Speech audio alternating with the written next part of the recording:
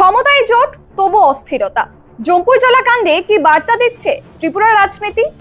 ত্রিপুরার রাজনীতিতে কিন্তু আবারও একটা হিংসার ছায়া দেখা দিয়েছে। এক সপ্তাহের ব্যবধানে ফের বিজেপির কর্মসূচিতেই হামলা। আসারামবাড়ির ঘটনার রেশ কাটতে না কাটতেই এবার জম্পুই জলার টাকার জলায় আক্রান্ত হলেন বিজেপি কর্মীরা। গুরুতর আহত বহুজন এবং তাদের হাসপাতালে চিকিৎসাও চলছে। এবার প্রশ্ন উঠছে, ক্ষমতায় যখন বিজেপি তিপ্রা মাথা জোট, তখন কারা করছে এই হামলা? কেন বারবার নিশানায় বিজেপির নিজস্ব কর্মসূচি? বিপিন দেববর্মার অভিযোগ এই হামলা ছিল পরিকল্পিত। নাম না করেই কিন্তু তিনি আঙুল তুলেছেন তিপ্রা মাথার দিকেই। কিন্তু তিপ্রা মাথা তো এই জোট সরকারেরই অংশ। তাহলে প্রশ্ন জাগে, রাজ্য জুড়ে কি ক্রমশই ফাটল ধরছে এই জোটের ভেতরে? এই ঘটনা নিয়ে বিপিন দেববর্মা কি বললেন শুনবো আমরা।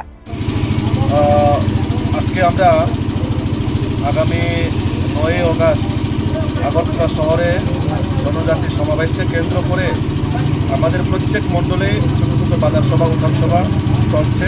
তারই অঙ্গ হিসেবে আজ টাকাতলা মণ্ডলের অন্তর্গত জম্পুইজলা বাজারেও আমাদের বাজার সভা শুরু হতে যাচ্ছে।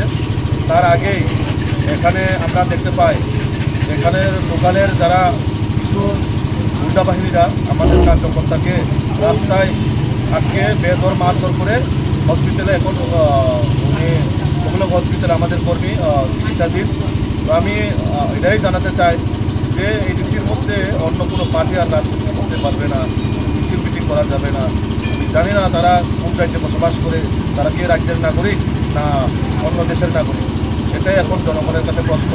বিজেপির একটা ছোট্ট বাজার সভা ছিল, তাদের মধ্যেও তাদের আক্রমণ, এবং আমরা এখনও অবধি যেটা খবর পাই যে প্রত্যেক জায়গার মধ্যে তারা এখনও মানুষ জড়ো করে কীভাবে সভাকে বাঁচাও করা যায়, বাজার সভাকে ধ্বংস করা যায়, এখন আমরা তা শুনতে পাই।